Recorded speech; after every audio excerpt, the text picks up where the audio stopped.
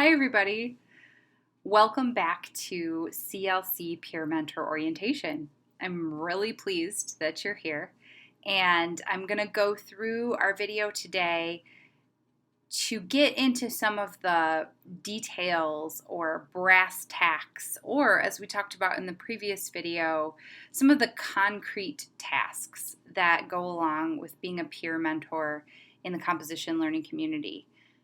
Now, like we also talked about in our last video, what you'll notice is that there are a lot of ways that those intuitive tasks get woven in to the concrete things that you do as a peer mentor. So as I talk through this set of slides that I have prepared for you guys, I want you guys to think about how any of these tasks might work for you. Like, try to internalize and process how you can envision yourself reaching out to students and kind of doing some of those intuitive tasks through some of the concrete tasks that I'm going to present in the video today. We're going to end with a little activity where I ask you guys to generate some questions, both for other peer mentors and a set of questions that you'll generate for students. So, without any further ado, I'm going to switch us over to our screen share view and we'll get right to it. Okay. So in this orientation video, we're going to talk about how to peer mentor, but we're specifically focusing on peer mentoring online. Now, for those of you who are returning peer mentors, some of you may have already participated in this, especially if you were a peer mentor last semester during our emergency transition to all online during the beginning of the COVID-19 pandemic. So you may already have experience doing this. You may be a newly recruited peer mentor, and this is all brand new, and especially the part where we're asking you to peer mentor online. Normally, if we would have face-to-face classes, peer mentors could just be in the classroom, and a lot of our engagement with students could develop organically in the context of a particular classroom. Our classrooms are all online, and so are all of our interactions. So this video is hopefully going to give you some best practices to have in your back pocket as you work with your instructor to develop what's going to work for you guys. Now, like we talked about in our first orientation video, I love to frame things in terms of what worked for me. So I'm going to talk to you guys as an instructor in the CLC. These are some of the things that work for me and my peer mentors. I've had many peer mentors over the years that we have been working on the CLC together. And here are some of the things that just universally produce good results for my peer mentors and help them to connect with students. So number one is engaging regularly. Just engaging with me so that we are on the same page as instructor and peer mentor, and engaging in the classroom or in the online environment. Really developing those third spaces works really well for my peer mentors. I have not had a semester yet when students did not participate heartily in the third spaces that peer mentors set up for them. Regular posting of announcements is a way to integrate you guys, peer mentors, into the Canvas structure, and sort of as I would do in a classroom, I might have peer mentors answer questions or talk through their own experiences with a particular project. Posting announcements is a way to sort of have me as the instructor back you up. You're posting on this kind of official platform, and it shows your authority, just not as another teacher, but as somebody who's been there, who knows what's going on in the classroom. And finally, what's worked for me is having some kind of visual communication. I have all of my peer mentors create peer mentor profiles that I stick right underneath my instructor profile in our Canvas site. A lot of instructors do the same thing, but I insist that my peer mentors include pictures of themselves because you're all so beautiful and I just want people to see your lovely faces. And if my peer mentors are comfortable with this and have the facility, I encourage my peer mentors to make their own videos. Both of these things just kind of give a visual connection, but we'll do a little bit more of a deep dive here, right? So what does it look like to engage? First and foremost, it's strategizing with your instructor. And I'm going to talk about this in an orientation video that I'm making for instructors, so they're going to hear this too. But the more that you can communicate with your instructor, the better it will be for both of you. Strategizing in terms of how your instructor feels comfortable with you talking with and communicating with students, how you feel comfortable talking with and communicating with students, what the instructor sees as a need. This is something that I have had a lot of fruit be born from when I'm talking with peer mentors, is they'll say, hey, is there anything you're noticing with your students? And I'll say maybe like, well, yeah, some of them seem really shy on the discussion boards. And then the peer mentor can sort of encourage students in that particular area. So that could be really helpful just to get on the same page with your instructor. Communicating with students, this is something that sometimes feels a little thankless for peer mentors, even when they're face-to-face in the classroom, because students are shy or they don't always understand the quality of the support that you're giving them until it's too late. But continuing to communicate with them. For example, if you're emailing students, not getting much of a response, just continuing to regularly send out emails with useful information, reminders about office hours, all those sorts of things that just continue to let the student know that you're there. And then this last one is maybe one of the most productive things that we can do together as instructors and peer mentors is integrate you guys into assignments. Now, this is not to say that you're not going to be grading anything. You're not tutors. You're not paid or trained to be editing or proofreading or giving any sort of teacherly advice here. But you've been through this class. You have come out the other side and you are now wiser, smarter, whatever you want to say. The really great thing about integrating peer mentors into assignments is that you can give feedback that you might have given in class if I had you with me in the classroom. For example, when we're thinking about our iSearch topics, this is something that takes a lot of thought and it's really important to get a lot of feedback on it. So oftentimes in the classroom, I will have all my students conference with me and with a peer mentor about their iSearch ideas. The peer mentor has already done the iSearch. They know what worked for them. I teach the iSearch, right? So they're getting feedback from both of us. Now in an online environment, what I might do is give students a week or two to email their topic ideas to you, the peer mentor.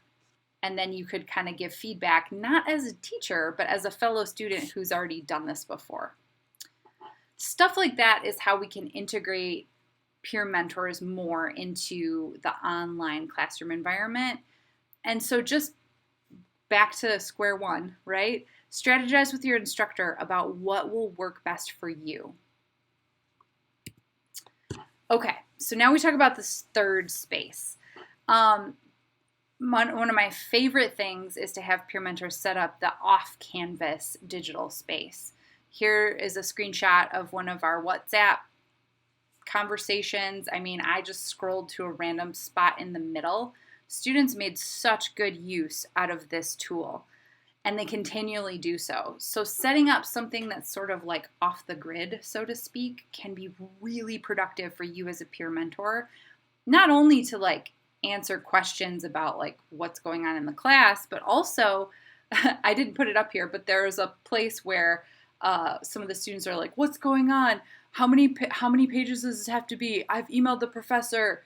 She's not getting back to me. And the peer mentor just says, wait until the morning. She'll get back to you. And it's great because it helps students understand something about me, the instructor, which the peer mentor knows because they've taken my class before. You know what I'm saying? However, not everybody's comfortable, with apps, or maybe you don't even want to deal with apps, or you don't have access to them. It's fine. You can set something up in Microsoft Teams, right, through your Wayne State account. You can do Zoom meetings. You could do an email listserv where you just kind of have everybody in the class on one big email and say, hey, just any questions, email it to this, and we'll all respond. Any way that you can create that kind of third space that kind of is separate from the teacher. Students, for some reason, feel a lot more comfortable asking what they think of as silly questions in an environment where they don't think there's a teacher looking over their shoulder. It's just kind of human nature. And even though I'm personally pretty nice, I know a lot of the instructors in the CLC would say the same.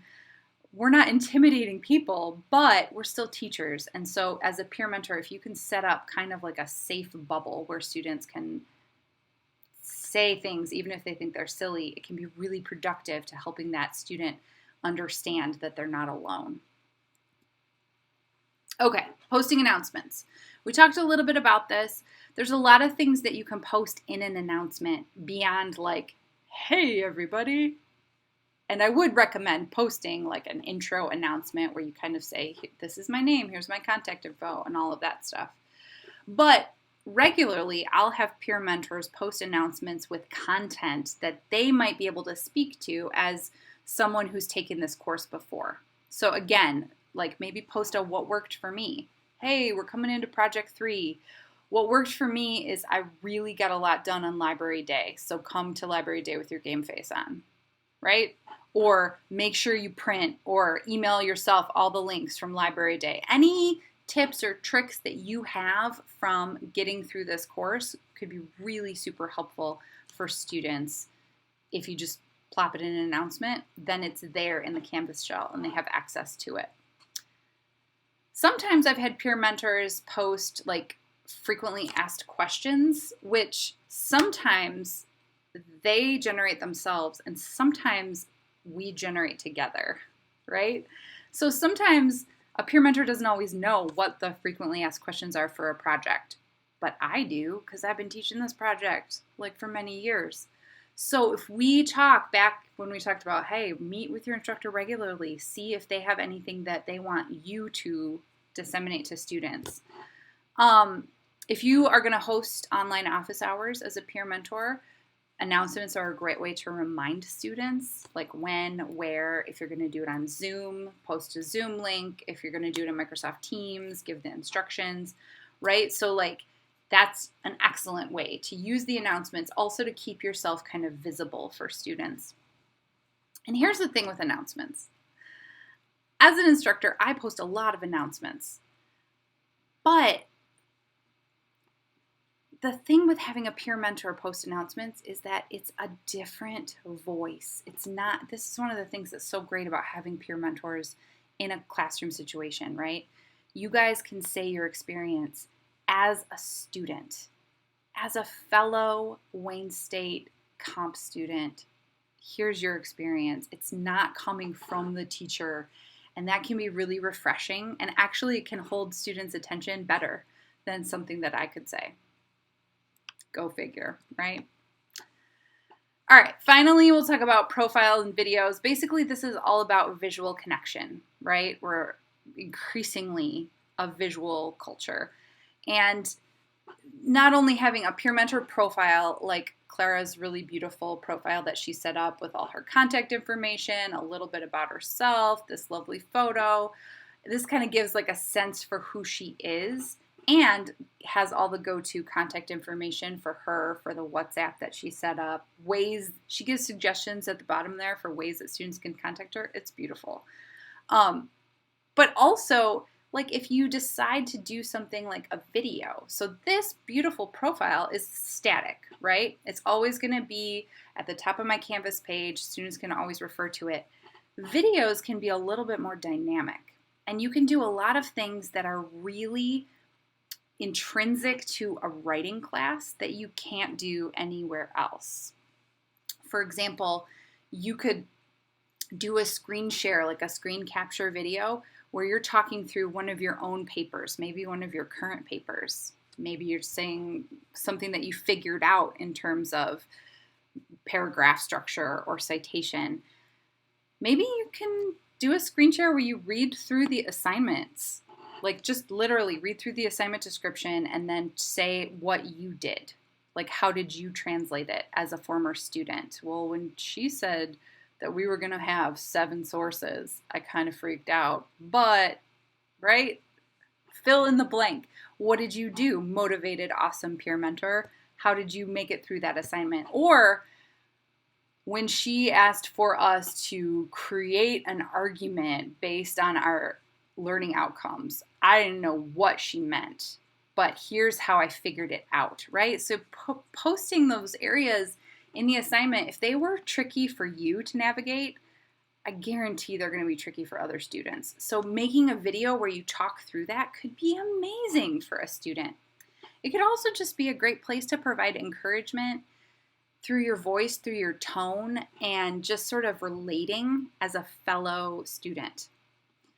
I try to do this as much as I can in my videos, but of course, like we said before, I'm the teacher. So sometimes there's just going to be a roadblock between what I say and what students hear.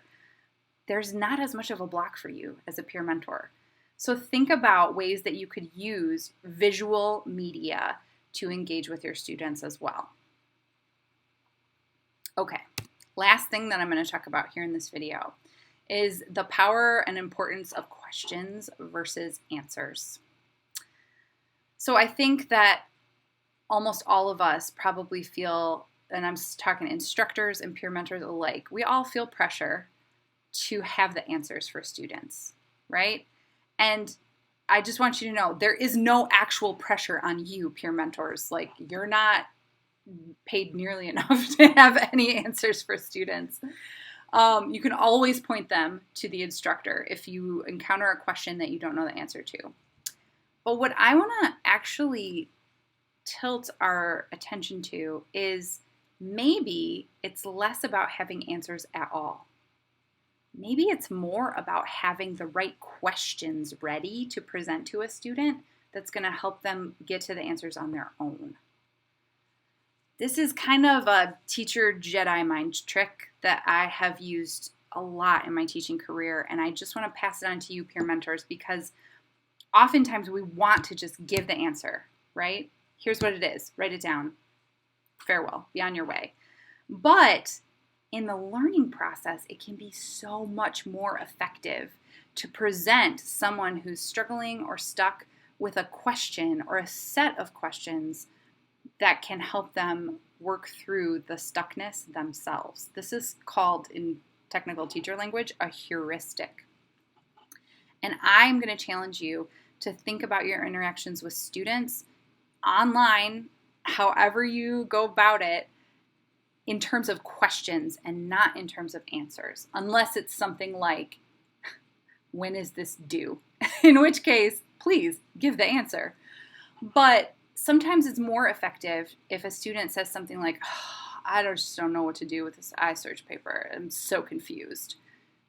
Instead of launching into a set of answers via email, via Zoom conference, or what have you, maybe start asking questions of the student to see what they are thinking. Let's practice this, shall we? All right, so this is the next thing that I want you guys to write down and email to me at ngvardy@wayne.edu. And keep a copy of this for yourself too, because we're going to use this in another step in the orientation. Part 1. What are 5 questions that you have for returning peer mentors? Or if you are a returning peer mentor, what are 5 questions you have for your fellow peer mentors? Maybe it's something really minuscule like, how do you guys post links on WhatsApp? Or maybe it's something broad like, what's the funnest thing about being a peer mentor? What are your best methods for getting students to respond to your emails? 5 questions. Write them down. And then we were just talking about how sometimes it's better to have questions than to have answers. So I'd like you to please write down 5 questions for your students. Maybe it's a question about an assignment. How are you planning to do your research? Maybe it's a question about belonging, like we were talking about in orientation part 1. Like, hey, how are you feeling? How's your sense of belonging? Maybe it's about their learning process or their writing process. Jot down 10 questions total, 5 for your fellow peer mentors and 5 for your future students. Email them to me and have them on hand for the next step in orientation. Okay, I'm going to conclude the video here. Once again, if you need to take a screenshot of these prompts or just pause it so that you can jot these down right away, go for it. I will see you in the next video. Bye, everybody.